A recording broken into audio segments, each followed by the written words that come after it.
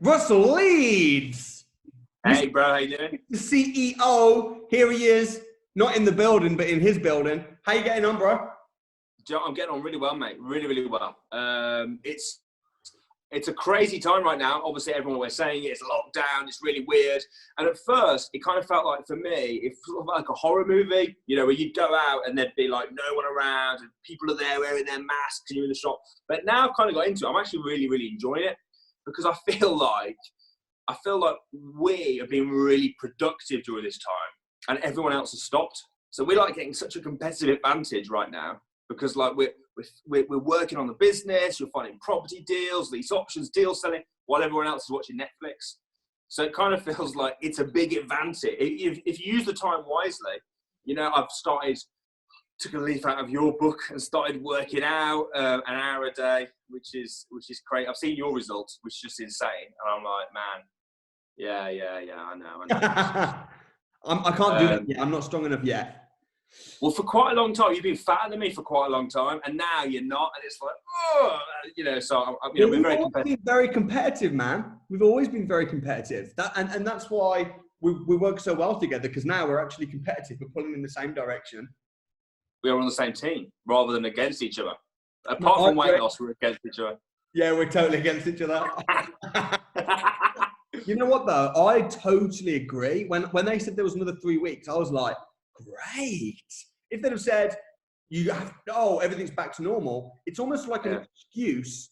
Right now is like an excuse to hide away and systemize the crap out of things. Yeah, I agree. We're doing so much stuff that we wanted to do. How many? You got those things on your to-do list, haven't you?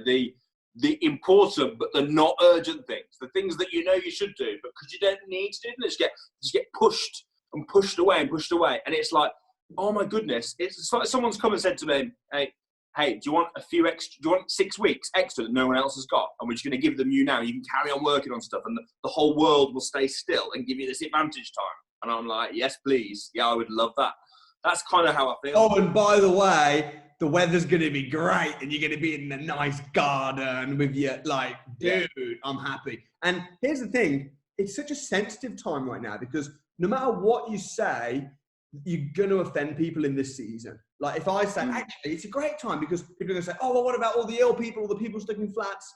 But if I say, oh, you know, now's really rough, then it's like, actually, why aren't you telling us to be productive in this time? So the bottom line is, I don't think about when I'm speaking about trying to be correct, politically correct, and to keep everybody happy. I'm just saying what I believe and what I think and what's real for me right now.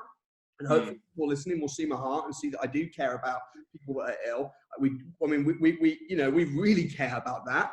But there's bad stuff happening to people all the time, all over the world. There's people dying. There's far worse stuff happening. What about the sex trafficking problem that we've got? What about if you look at it's very interesting when you look at the death stats and you see like, 10 million people, I can't remember the figures, so don't quote me on this, but it's like 10 million people have died this year from starvation. There's always terrible stuff going on in the world. And you can't just focus your whole time on the obvious. I mean, both myself and you were both involved with charities, and we give to charities, stuff like that, which for me is my way of not dealing with the situation, but I think, let me do what I do and let me give what I can, but I'm not going to spend ages. You know how much money I gave to the NHS? I've paid £850,000 in the last 18 months to the HMRC, to the government. I know. I was doing for society. I gave £850,000 to the HMRC in the last 18 months. So people that are pointing the finger at me saying, you know, oh, you care about his money. It's like, well, actually, in me making more money, I'm actually, not only am I giving all that money to taxes and to the government, but I'm also. But 30 people are having jobs. If you are a poor person and you have no money, you are probably the most selfish kind of person, because actually me employing lots of people, having a charity, giving lots of taxes, I'm making the economy better. I'm helping the situation. And as a result of it, that's why I get to live in a big house and stuff. But I don't pay myself a massive wage. My wage is £10,000 a month. That is a decent wage. And the reason I pay myself £10,000 a month is because that's what I used to say I'd be happy with. I used to always say, if I was just on 10 grand a month, I'd be happy. And then when I got to 10, I could have very easily gone actually 20, actually 100. And I've got a lot of friends that do that. But I just figured, you know what? No, 10 grand a month. I always said I'd be happy on 10 grand a month. Until, if inflation goes up a lot, fine, I might have to put it up. But 10 grand is what I'm sticking on for the time being. None of that comes from my training business. That comes from my property business. And I'm good and I'm happy and I pay a lot of taxes and stuff. So I think, but right now people are so sensitive and there's so much like, I thought that in Corona, people would all stand together. Social media has become the most negative place right now. And it's I'm more scared of the desperate people right now and what they might do than I am of the actual frigging virus. I'm more scared of the consequences of hundreds and thousands and millions of people losing their jobs than I am of the actual virus. Oh, the economy. I mean, for me, listen, obviously you've seen the death rates, the virus, it is bad. But the whole way the media and the government have gone about it, it doesn't quite, like, I don't believe that the government have got, are really bothered about all the people that are dying. I don't believe they care about that. I think they're much more bothered about the money and the economy. So the way they're acting is kind of weird. And I obviously they're kind of bowing to pressure by the media. But I'm like, what's the real agenda here? Because people are dying way more of cancer, and we do things every day. Like we're on this call now, we're using Wi-Fi. We're using mobile phones. We know that this sort of stuff scientifically proven gives us cancer, but we don't stop doing that. We're not locked in little tin houses. So the whole thing, I mean, obviously, you often say, and it's a great quote, you create your own economy. You know, we're all in the same position. There's no point being one of those conspiracy theorists, unless you're going to do something about it. There's no point. You just got to just roll with it and go with the flow, which is kind of what we're doing. But for me personally, it doesn't. Do you know what I mean? It doesn't quite. Something is right. Fishy. Something is fishy, but then I know how much the media lie, and I know the agendas of the governments and stuff. And yeah, it doesn't stack up. But I'm not an expert on that. I'm not an expert on the coronavirus and everything. So I kind of want to just stay in my lane and just teach people how to make money in property and say, look, it is what it is. This is the reality. We're in lockdown, and this is how to make money in lockdown. Or it is what it is. Property prices are doing this. This is happening in the market, and here's how to be a good entrepreneur in this time. So I don't really want to get too kind of. But I think that's the better way of doing that with anything. With any problem or anything. There's no point being one of those bitter people that gets all wound up on it. You know, you're best off doing something. If you check out Robert Kiyosaki's Twitter right now, holy moly, he's just like being very. Well, he's calling it the fake virus. I wouldn't go that far. I mean, I don't think it's a fake virus. I think it's killing people. It's a real virus. But yeah, he's going like. But a lot of these guys are. Did you see Jordan Belfort's video? I mean, geez, I can't disagree with Jordan Belfort on his video. And I'm like, yeah, I get what he's saying. And I get what he's saying. I get what he's saying. But people are beginning to get tired now. People are beginning to get, even Grant Cardone did a video yesterday, I think it was, where he was just saying, look, this is going to damage the economy so much. We'd actually be better off to just go back to work right now, because this is going to end up killing a lot more people. And Grant Cardone, I think in America they're more outspoken. I think in America they're going to get more problems sooner than what we. And even Donald Trump though, I can't see him going along with it for long. I can't see. I can see us putting up with lockdown a lot more than the Americans. Put it that way. Is what I would say. You know, we're a lot more. I don't know what's the word. We're a lot more easygoing. We go with the flow. We've not let anybody go in our business as of yet. No. And how many members of staff have we got? Like 30 odd. Just over 30. And the other thing that. The difficult decision for us was obviously we've got people as well that we use for crew and things that are self-employed that we know are struggling. We can't furlough them, but no, we've made the decision just to carry on paying everyone as normal, because at the end of the day, even our subcontractors who are self-employed, we've continued to pay, even though they can't work. We're really trying hard. Not general suppliers and stuff, not people that have got their own businesses, but yeah. People that are but some of our we have quite a lot of people that work for us that aren't included in that number that I said, who are self-employed. And basically what I'm saying is we are really, really trying to keep everybody afloat and everybody good. But geez, it's tough from a business. I mean, there's property in this business, and I mean, it's a really weird situation. It's a hard one. Weird. Like Grant Cardone let I don't know, like 40 people go, I think. And he's receiving so much hate for it. Like, he fired these people. But his response is, I did that to protect my business. And we're all firing people every day. The fact that we're not going to restaurants right now, we're firing our waitresses. Like, we're all in lockdown. Like, it's very easy to point the finger at people.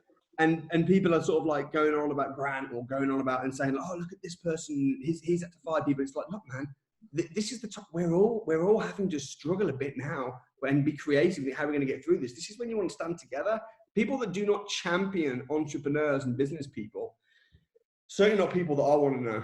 But at the same time, the same people, when someone comes up with a product or are like, oh, I'm trying to make money during this time, how selfish. It's like, you can't have it everywhere. You know, you can't, the business has got to survive as well. The business can't just pay everyone's salaries and not fire anyone, but also not make any money. It's like, it's not how it kind of works, just logically. Do you know what I mean? Yeah. It's like, ultimately, we're accountable to our families, our staff, our customers.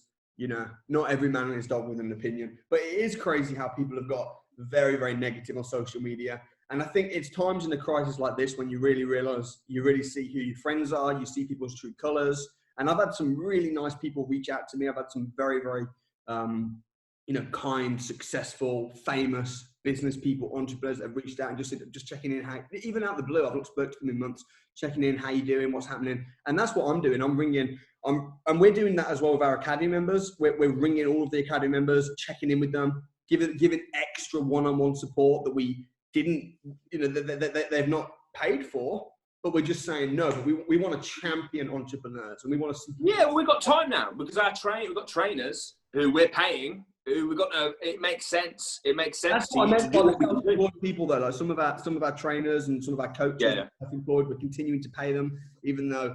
And it's nice as well. A lot of I find there's a mix. You talk about that, but I also feel like a lot of the entrepreneur type people, like you say, have clubbed together and are getting and supporting one another and trying to help each other come up with ideas. Like, I have had so many Zoom calls with people I haven't spoken to in ages who are like giving me advice. I'm giving them advice. What can you do in your business? How can we adapt to this? I was talking to Craig yesterday, and he was talking about how because obviously he runs an entertainment business, and it's like, well, you can't entertain. But he was talking about some of the stuff he was doing for the NHS and it's like, I do feel like there's the people that are in it, the people that you want to be associated with, kind of are clubbing together and supporting one another. The people that you're talking about, the negative people, they're going to hate whatever, man. So I wouldn't worry too much. They're just being just got more time. They just more time to hate. They're just ultimately, I mean, a hater is just someone who hates on themselves anyway. So it's certainly not something. And sometimes people say to me, how do you deal with all the haters? I'm like, I don't deal with the haters. I just deal with my family and my staff and my customers and make sure that they've got good lives. They're paid well. They've got that's my thing. I don't have to deal with or. But it's like when you've got more of anything, it exposes who you are a bit more, I think. So when you've got more money, it doesn't, people say money changes you. Money doesn't change you. Money just exposes you in a way. Money just gives you opportunity and power, and it shows you what you actually, just shows more of your true colours. But it's kind of the same with all this time as well. A lot of people say, oh, I haven't had time to work out. It's like, well, that's gone now. Everyone's got time now. So it's now expose, the people that have got time to hate and other people that are going to hate more because they've got more of it. And the people that are working on themselves and people that are being positive, they've got more time to do that. So they're making the most of it rather than moaning and hating about it. Yeah, that's so true. So what are you doing with your time then right now? Like, what's happening? So my sort of schedule. So I'm getting up about 7:30, so a little bit later than usual. I'm having a workout at 8 o'clock from 8 till 9, doing an hour workout a day. I'm about 2.5 weeks in, so I'm not as fit as you yet, but I'm gonna catch you, bro. I'm coming for you. Yeah, I'm coming. And then doing a mix. So I'm doing some work in the garden while the sun's nice on my iPad. I'm keeping in touch with the team, having team leader meetings and stuff over Zoom, which is what I've been doing today. Working on, obviously, you've got Samuel 365. We're adding new stuff to that, and I'm liaising a lot with the guys that are creating that and the IT team and all that sort of jazz. But the cool thing is, I'm also getting time to go for a walk in the middle of the day with the kids. Anna's obviously homeschooling them as well. So it's been a weird I actually kind of feel in a way more productive than I am when I'm at the office. But it also feels more laid back, but I'm working for longer in a way. So it's like, because you kind of, when you're doing it at home, I was speaking to Elliot, who's one of our sales guys, about this yesterday. He was saying it's really weird because he goes, normally when I finish at like 6 o'clock, I kind of just finish. He's like, now I'm making calls in the evening, but then I'm going on a big long lunch. It's kind of more lifestyle. And you know what? How many years have people been saying to me, Samuel, can you put the crash course online? Samuel, can you do the training online? Can you live? And the reason I haven't really is just because I haven't had the time. I'm thinking, man, I'm already spending so much time on training people. I'm also spending time on running my actual property business. I'm also have a family. I've got 2 kids. When do I have the time to just spend a couple of weeks putting this crash course online together? I can't do that. And because of that, I've not even been putting it off. I've just been ruling it out because no way am I going to spend 2 weeks of my life, which is how long it took, 2 weeks of my life putting a crash course together, which I'm not going to get paid to do anyway, because people are going to do it for free or you know, because I give it a pound or whatever. So all I'm really doing it for is to serve people, and I'm spending so much time serving people anyway in my training business. I don't take a salary from the training. I'm just like, I don't want to do that. But then I just figured, forget it, man. I'm in lockdown. Did the crash course, and we've had over 2,000 people in the last. When did we put that out? A week ago? 2 weeks ago, maybe? No, 2 weeks ago, yeah. 2 weeks ago, 2,000 people in 2 weeks have now done the crash course online. Which is probably similar, if not more, than if we were doing live events. Yeah, it's just, and all of those people that have done the crash course are now educated, and they're at a certain level now where they can now go on and do deals or joint venture or bring good stuff in or become a Samuel 365 member. They'll do the crash course, they'll see how awesome it is, and they'll want to do more training, do some of the advanced things, become an academy member. So actually, that is potentially going to be very, very worthwhile of my time doing it, but I'd never have done it if I wasn't forced to stay at home. Well, it's been on our sort of bucket list to do for well over a year. But I agree. I don't think without. So what I'm saying about this time though, there's so much time, and it's literally like just bonus time because the world has stood still. It's like, do you know, like, I remember that show we used to watch when we were kids, Bernard's Watch, where he presses the watch and then the whole world stops and he used to go and do stuff. Yeah. It kind of reminds me like that. It's like we've pressed the watch, the whole world has stopped, and we've got all this time to get stuff done that you wouldn't normally get time to do because normally you've got everyday stuff going on. That's kind of how I feel. It's also really interesting knowing how to deal with stuff. Like I've got a manual, and basically what I did in my property business was when I used to do everything myself.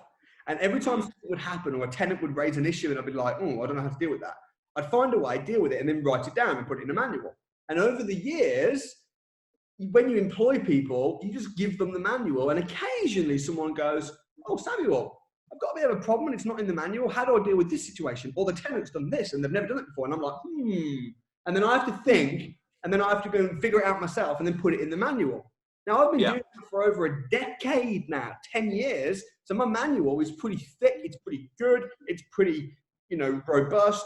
But now what's happening is problems are coming and they're not in the manual. And I don't know how to deal with it. I'm like, geez, I've never had that happen before. Like, one of my tenants has got corona and we're living in a HMO together. So what do we do? And I'm like, I have no idea. So I'm kind of getting roped into the nitty gritty of the business a bit more, because suddenly no one has the answers. I don't have the answers. So I'm having to really think long and hard about them. And I'll be 100%, I'll be sharing on YouTube and sharing with my Samuel 365 members. I'll be sharing what I'm doing and what I'm learning. And it kind of takes me back to 5 years ago. When I started my YouTube channel 5 years ago, I've come on quite a lot since then. But now I'm like it becoming all over again in lockdown in certain areas. Like when I was doing the lockdown financial freedom challenge, I was like, I don't know what's going to happen now. I'm not sure. And I was figuring it out and I was doing new things, you know, because I've never got a lease option agreement and packaged and sold deals without viewing houses from home. So it's all new. Yeah. It is. And it's like, what have you learned that you can apply? So like, you were like, lease options are what, because like, yeah, that's going to work. I can do that. So I agree. It does feel weird. And it's obviously, you know, it reminds me of when you are starting a business and you are working from home, you know, because that was kind of what we did like back in the day before we got offices and stuff. It kind of, obviously we still got stuff, but it kind of feels like that. You're working from home, you're working on iPads, we're catching up over the phone regularly, and it's like it feels a bit like that. I know what you mean. It is a bit of a weird feeling. It feels like you're starting again. But most of our staff aren't able to work because a lot of them aren't able to work. We're still paying them, and hopefully, fingers crossed, the government sort out the whole furlough thing, and that needs to happen. They need to sort that out, because I mean we've got some of our staff like operations, events, and people like that, and like they're literally not able to work because we're not doing events. Well, I think we've got, is it about we've sort of kept on properly that's still working. Is it sort of like 12 members of staff, something like that? And then the rest of them, of course. So we've sort of shrunk to a really small team as well. You know, like 33% size team. And you know, we actually, in a way, we kind of are starting again, in a way, because we're not obviously the properties. Actually, one of the things where we're not at all, interestingly, is one of the areas the government haven't touched, which is construction. And Ribsford House is carried on. It's slowed right down, bro. It has slowed right down, but it's still... Even though construction workers are still continuing to carry on, they are scared and they are coming up with excuses, and they are saying things like, we'll continue if no one gets ill, but then we'll have to all come off. Like, it's sketchy. And I must admit, I am a little concerned about the speed. Like, I know we've got our Lincoln project, and it's so like it's finished, but there's just a bit of painting and stuff. And I'm like, please guys, just go and finish it. You're allowed. But people are using Corona as a massive excuse, I feel. And it's, you can't argue with it. It's almost like, how can you argue when people are saying, oh, I don't feel safe, even if they're allowed by law? It's like, you don't want to be that guy that goes, no, you have to, because then if they do get ill, you're then going to have to live with that. Yeah. So it's a really tough time. I'm also having to think about, I mean, we had a school building. I'd just been to Uganda, and we appointed a piece of land, and we were going to start building. And now I'm like, they're all saying, what's happening? And I'm like, I don't know. I don't even know what the rules are in Uganda. And it's just, again, it's a minefield, having to figure out what to do, what's happening. I mean, another advantage that has come on a personal level is reconnecting with old friends and family. I've been doing a lot with my old church in the Midlands over virtual stuff, which is very nice, because I really miss my church in the Midlands, which is great. I'm loving the Samuel 365 coaching calls. Like, oh my God. Dude, summarize what happens every week on Samuel 365. So on Samuel 365, we jump on a call, a bit like this, me and you, and we'll talk a bit about what we're doing, strategies they should be doing now, some of the stuff that you've been doing, particularly on your FF challenge, and a bit of extra insights into the behind the scenes of that. And then basically we just coach people. So people will come on and sort of say, hey, I'm struggling with this, how can I help? And you'll give them a bit of coaching, and you'll move on to the next person, and we just go through as many people as we can. It's over so time. good. But you know what I love about it? Do you know what I love about it? Everyone on there is so amazing and so positive, and it feels like, I know we've only been, how many have we done? Three. We've only been 3 weeks, but it already feels like a little community, and people are on there on the comments support. Yeah, people are coming on sharing their success. Everyone's supporting one another. Yeah, and you mentioned at the moment, on social media and stuff, a lot of the neckheads are sort of rising to the surface. They're the broke people. They would never pay. They would never pay £1 to join Samuel 365. They would save their pound.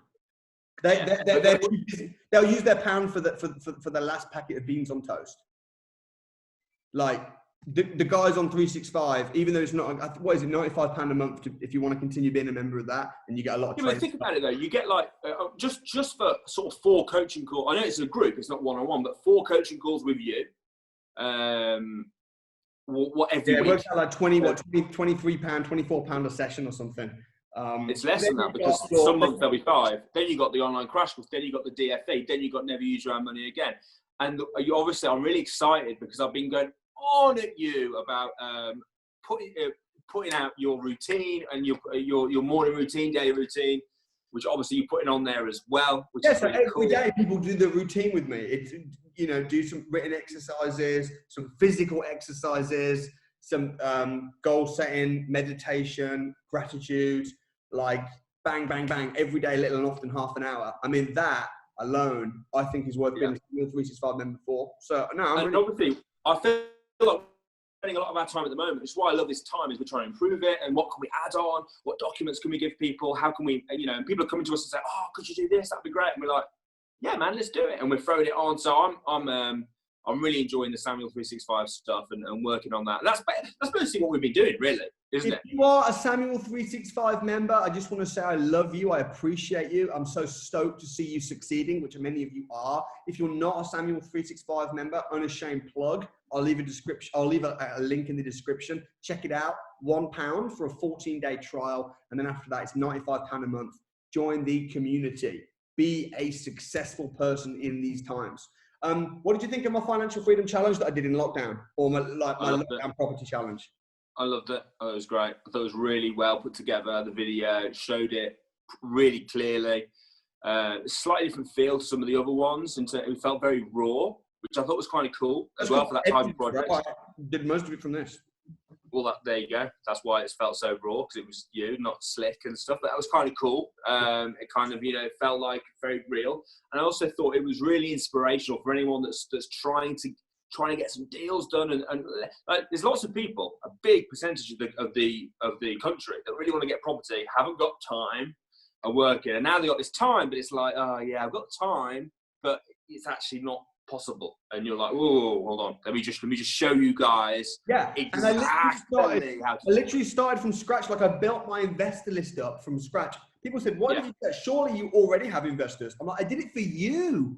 I did it to demonstrate that you can do this from scratch. Sure, I could have just pulled some strings and used my investors and stuff, but I started again from scratch in lockdown for my students to watch and be inspired. Yeah, but Samuel, you made a spelling mistake on the heads of terms. I know, mate. When I see those comments, gee, that's why I don't even read the comments anymore. I have them filtered. I have someone go through them, review them, delete all the losers, and then when I go on, it's just clean. Because when people say things like, "Yeah, but there was a spelling mistake," I'm just like, geez, you are focusing on the wrong thing, bro. Like, how can you say there was a spelling mistake when I just made £3,600? How can you say there's a spelling mistake when I just got a lease option agreement from scratch and I showed you how to do it, and I literally put the Facebook ad and did it and showed you, and you just... And here the heads of terms, this is what you write. And it's like, hold on a second. Say, I'm not even going to go there, but yeah. Anyway, dude, so excited, man. So pleased to be able to be in constant communication with you. I'm really glad of what you're doing. Guys, if you're watching this video and you enjoyed it, please smash the like button, drop a comment below, and let us know what more content you want to put. I'll probably jump on a call with Russell coming up. Check in the description of the Samuel 365 membership. I really hope you join. I want to coach you. I want to work with you. I want to see you succeed, and I'll see you next time. Thanks so much, bro. Cheers, man. Take care. See you later.